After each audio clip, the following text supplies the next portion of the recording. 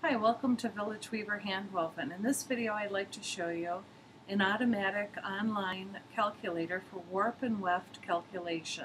If you go to my website of villageweaver.com and go to the last tab, the Etc. tab, you click on it and go down to the bottom and hit warp and weft, and it'll bring up this, give you two options. One is with a pencil and an eraser. It's the one on the right. You would simply click on it to download that PDF. Or if you come over here to the left and click on this, the one with more color, it will bring up a PDF that allows you to change it right on your computer. It's pretty easy to use. Start with letter A, and you are only going to give data, your data, in the light gray boxes. Put your cursor in the middle of A, and we're going to do, let's say, 2 rag rugs. I'm going to say 2 rugs. Up here I can put a project name of rag rugs. And again, I'm going to say 2 for number of items being woven. And I'm going to use my tab key to get to the next light gray field. If I use my tab key, it'll only take me to the light gray fields. The finished length, I'm going to say 55 inches. The finished width, I'd like it to be 24 inches. And if I keep tabbing, it's bringing me down to the take up and shrinkage. I'm going to enter this as a percentage, so I put in a point and a 10 for 10%. And when I tab down, I skip the letter E. It automatically calculates for me and brings me directly to the next field that's looking for unique data from you. So letter F is asking for ends per inch. I'm going to say 12. Tab again.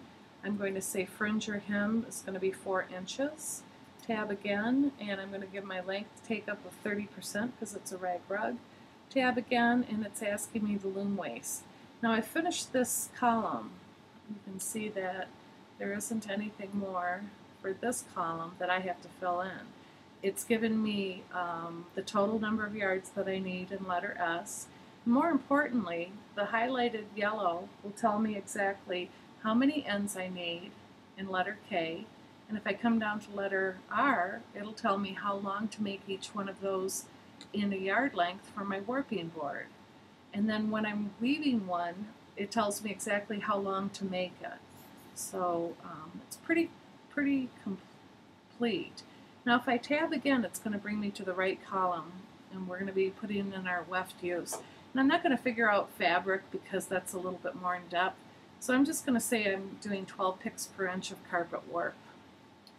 Tab again, give it a weaver's angle of 10%, and that column is finished.